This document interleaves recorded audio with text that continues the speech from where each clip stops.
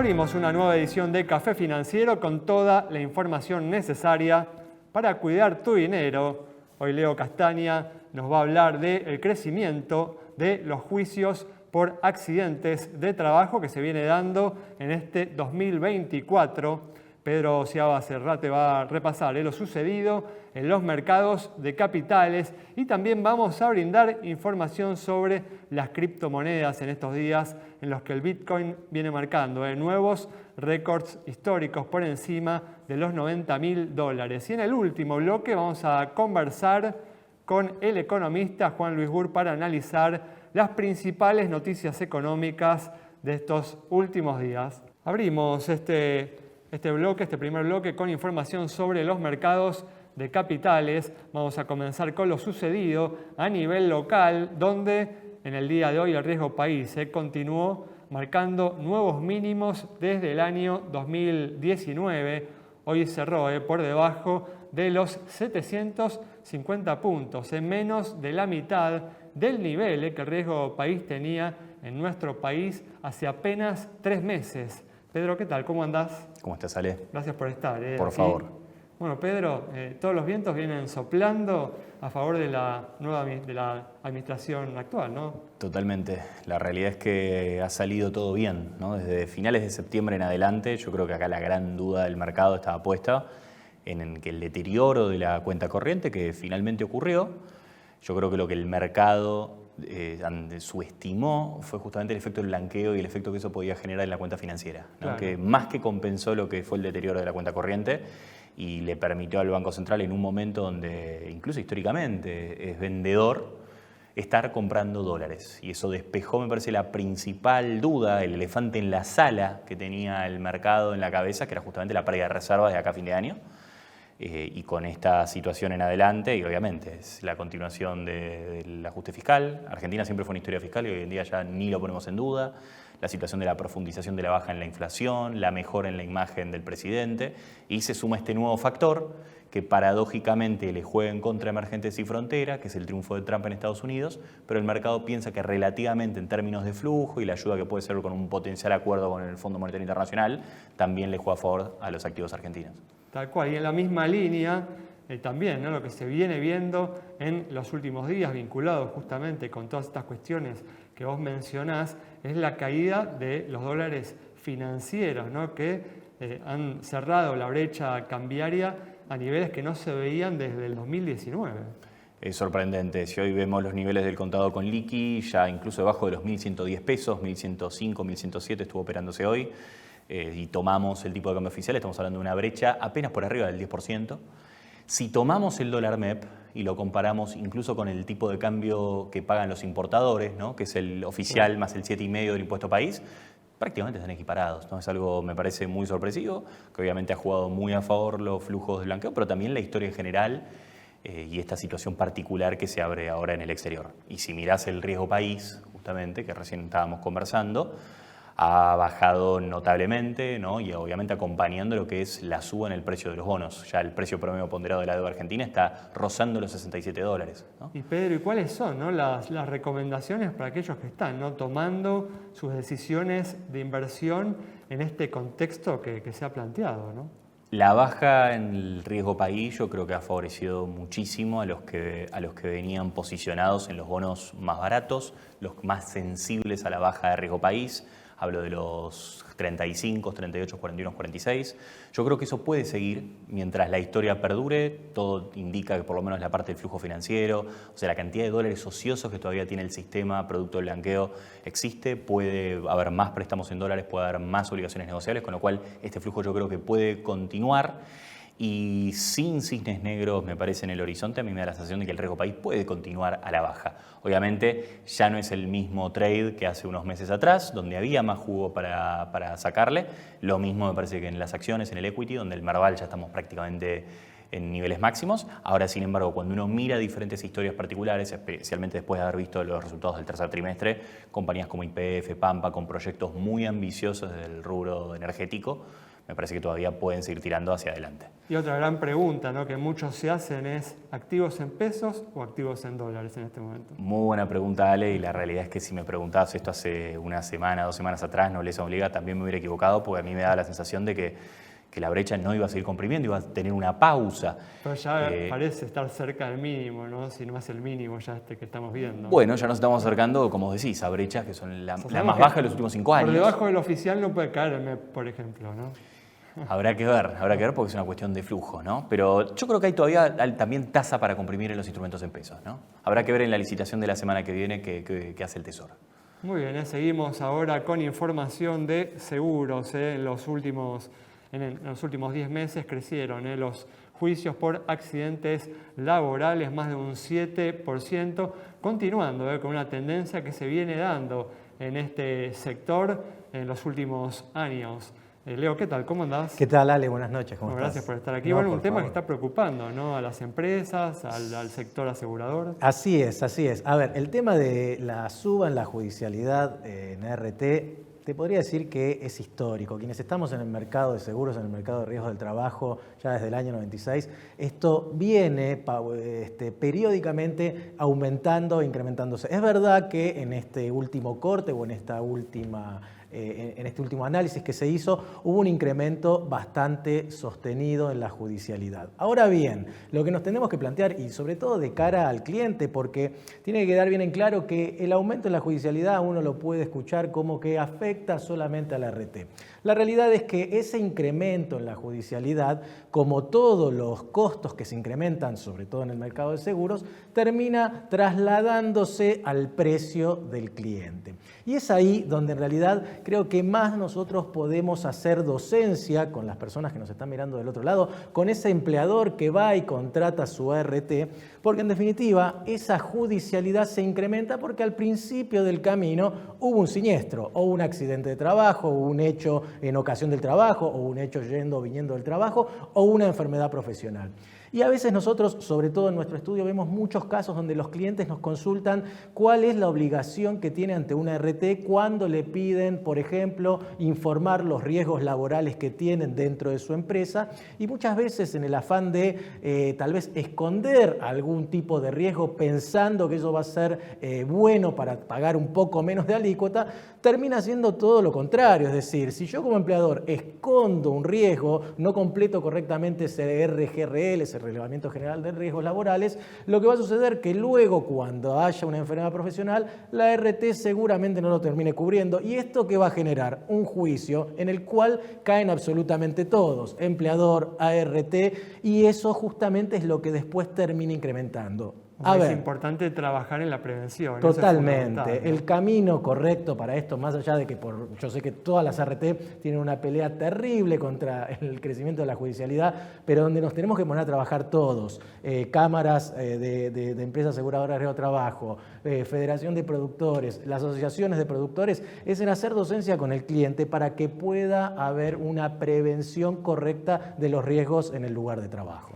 Y en este sentido es importante también, ¿no?, contratar a las compañías de seguros que trabajan en forma más seria, ¿no? Tal cual. Y como siempre decimos, y sobre todo las que han salido las últimas seleccionadas en el Premio Prestigio, las 5 primeras, cualquiera de esas, que después pueden preguntarle a la producción cuáles son, cualquiera de esas son propuestas interesantes, siempre también, como decimos, de la mano de un productor, asesor de seguros, que pueda asesorar correctamente a esa empresa cuál va a ser su mejor opción al momento de contratar una aseguradora de riesgo del trabajo.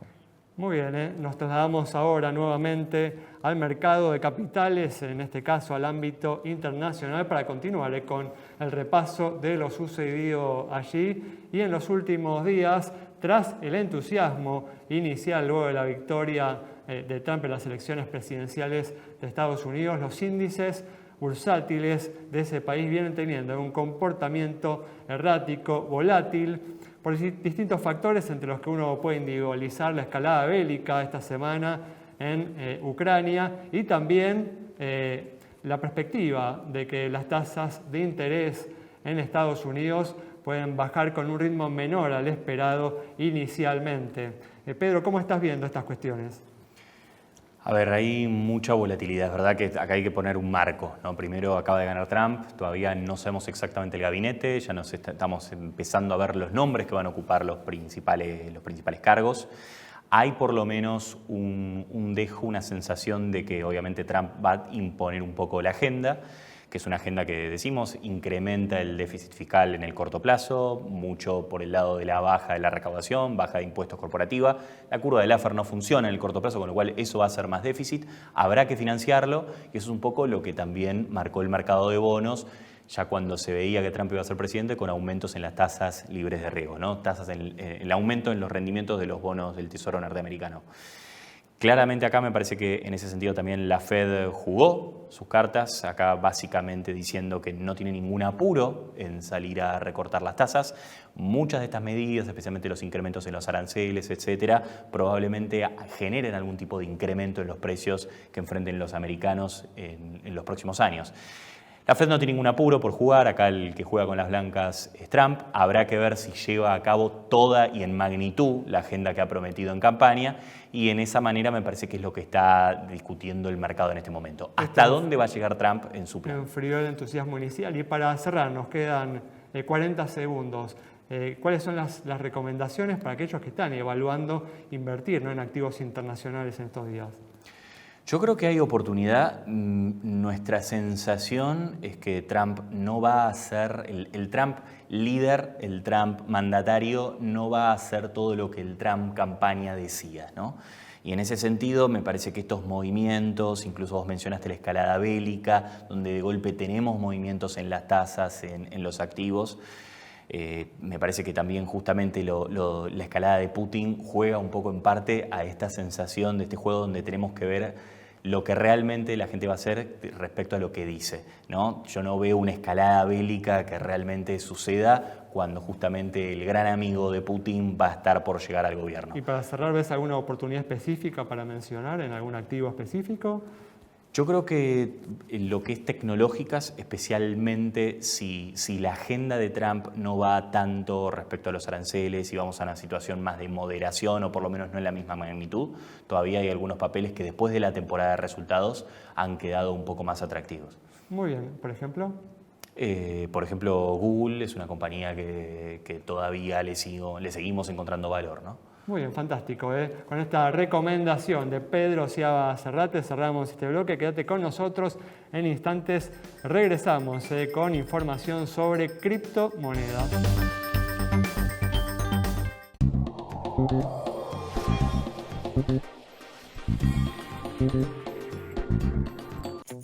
Estamos para abrir, ¿no? Rejas. ¿No van a poner? ¿Y la instalación eléctrica? ¿La chequearon? ¿Chequearon también si el piso está mojado? Es muy resbaladizo. Ah, y empezá a chequear dónde hacer publicidad. En las redes. Con estos videos la incendias. ¿Y si en lugar de las redes se incendia el local? Para eso está Sancor Seguros.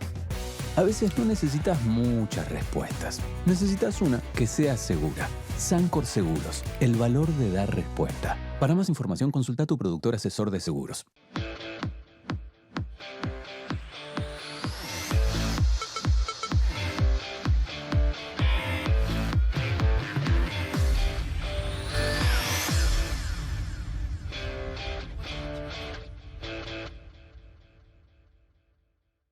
La nueva Cooperativa de Seguros le ofrece las mejores coberturas para usted y su familia. Contáctese al 0800-333-4455. La nueva, honestidad para asegurar, solvencia para responder. Cada vez que contratas un seguro de Life, también ayudas a realizar un aporte económico que protege a la naturaleza. Life Seguros. Aseguramos tu forma de vivir y toda forma de vida.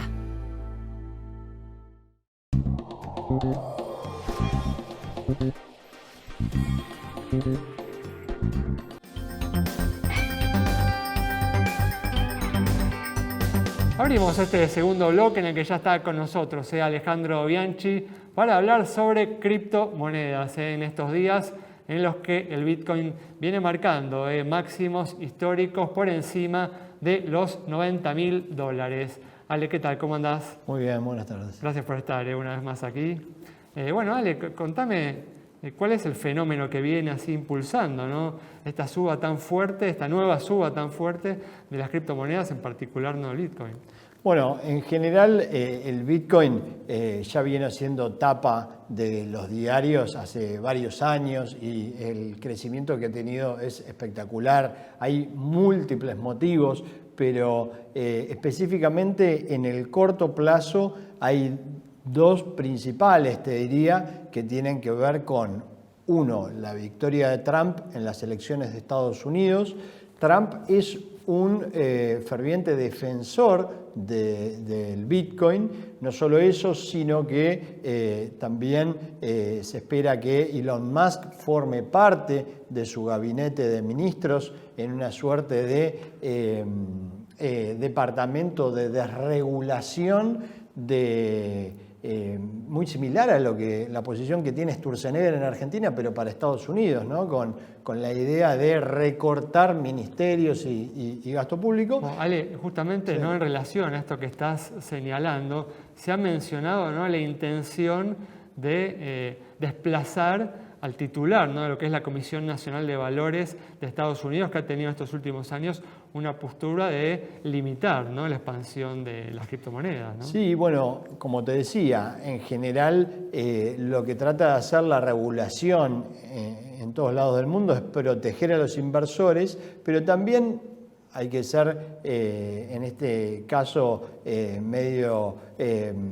mirar un poco el trasfondo que hay un gran temor y lobby de parte de los bancos, ¿no? Claro. Y de alguna manera el Bitcoin viene a cambiar o a desintermediar la industria financiera y las regulaciones han ido muy lentas, mucho más lentas que la tecnología. En ese sentido, se espera que Trump apoye el desarrollo tecnológico y una cosa que es importante pensar es el tema de que vivimos en un mundo digital, ¿sí? Y por excelencia la moneda de ese mundo digital debería ser digital y basada en el blockchain, como es el Bitcoin, ¿no? Ale, nos queda un minuto y la gran pregunta, ¿no?, que muchos se hacen, ¿no?, cuando ven semejante crecimiento en la cotización del Bitcoin es si ya es muy tarde para entrar y para invertir en este tipo de activos, ¿no? Bueno, ante todo quiero decir que la volatilidad es enorme, con lo cual lo importante es tener el estómago para bancarse, digamos, una caída, no sé, del 50%, que suceden, parece que siempre sube, pero de golpe tiene caídas importantes. Yo creo que hasta 120, 125 mil dólares en este movimiento puede llegar. Lo que alertaría es el hecho de que si Estados Unidos logra hacer este recorte y este ajuste con Trump y corregir un poco su nivel de endeudamiento sobre el PBI, que es 123% sobre el PBI, muy elevado, y genera debilidad del dólar, que es una de las cosas que sostiene el precio del Bitcoin, después de esta gran suba, que es más por flujo, por adopción de la moneda y por estas quitas regulatorias, después de eso podría tener, digamos, alguna corrección. Muy bien. Bueno, con esta información cerramos este nuevo bloque. Recordá que te puedes comunicar con nosotros a través de las distintas redes sociales para transmitirnos cualquier pregunta o cualquier inquietud. Quédate con nosotros. Al regreso vamos a estar dialogando con el economista Juan Luis Burr.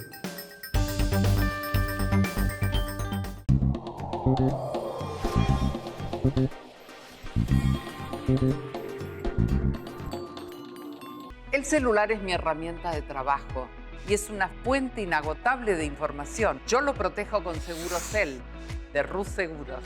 Asesórate con un productor o cotizá y contratá 100% online. Segurosel, de Rus Seguros. Estoy aquí, ahora, siempre. Siempre es estar en cada momento importante de tu vida. 100 años. Mercantil Andina. Incondicionales, siempre. La nueva Cooperativa de Seguros le ofrece las mejores coberturas para usted y su familia. Contáctese al 0800-333-4455. La nueva honestidad para asegurar, solvencia para responder. Santiago del Estero es el lugar ideal para disfrutar con familia y amigos. Déjate sorprender por nuestros paisajes, atractivos y los sabores más atrapantes. Seguro vas a querer regresar. Visita Termas de Río Hondo y nuestra capital santiagueña.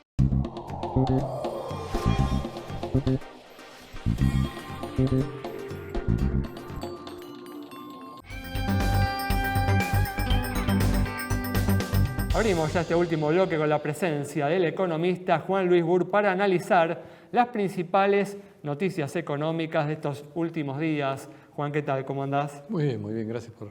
Gracias por estar aquí una vez más. Y como decíamos en el primer bloque, el riesgo país continuó en estos últimos días, marcando nuevos mínimos desde el 2019. Hoy cerró por debajo de los 750 puntos, en la mitad del nivel que tenía hace apenas 3 meses. Juan, ¿considerás atinado este optimismo que están mostrando los inversores? Sí, hay un optimismo de corto plazo muy fundado en el hecho de que Argentina está en condiciones de cumplir con sus compromisos. Eso es un cambio respecto a la situación que uno tenía hace unos pocos meses, de modo que no es raro que vos tengas esta caída. Es, por supuesto, sorprendente para todos, porque digamos, uno podía apostar a 900 puntos y resulta que está en 730 o cosas por el estilo. También podría llegar a 500, sí, en algún momento puede bajar. ¿Por qué? Porque vos empezás a colocar deuda, digamos, si colocas deuda digamos, a una tasa razonable, básicamente porque lo colateralizás los préstamos. Entonces, bueno, es decir, la prueba de fuego es cuando emitas deuda sin colateral, por supuesto, y eso será, ya veremos, un poquito más adelante. Pero la prueba de fuego es todo el experimento. Es decir, este es un experimento interesante. Los chinos te dicen, ojalá, la maldición china es que ojalá te toquen vivir épocas interesantes. Bueno, esta es una época interesante. Claro, bueno, realmente el test, ¿no?, que parece el test más importante, ¿no?, que parece tener por delante este gobierno es cuando empiezan a publicarse las encuestas electorales del año que viene, ¿no? Sí, el riesgo político, que es eso que estás mencionando, es un elemento importante para el año que viene. Obviamente hacia adelante tenés muchos elementos de riesgo, digamos, podrías mencionar el tema internacional para poner un elemento que te puede poner nervioso, por lo menos a mí no me deja dormir tan tranquilo.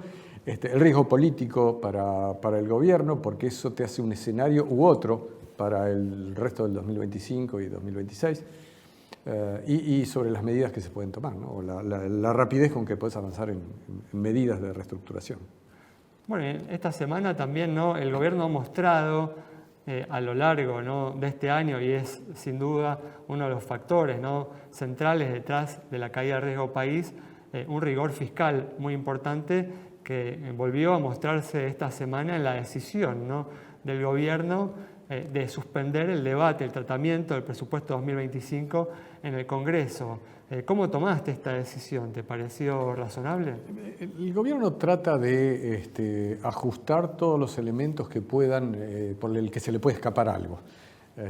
Y por esa razón, digamos, toma esta decisión a los efectos de, digamos, poder tener más control sobre el presupuesto, de la misma forma que tenés el cepo que todavía sigue conviviendo con nosotros y probablemente va a seguir por algún tiempo, porque el cepo, más allá de todas las cosas que sabemos, el cepo también es el cepo que hace que los pesos se queden como pesos en la economía. Así que tenés una economía bastante encepada.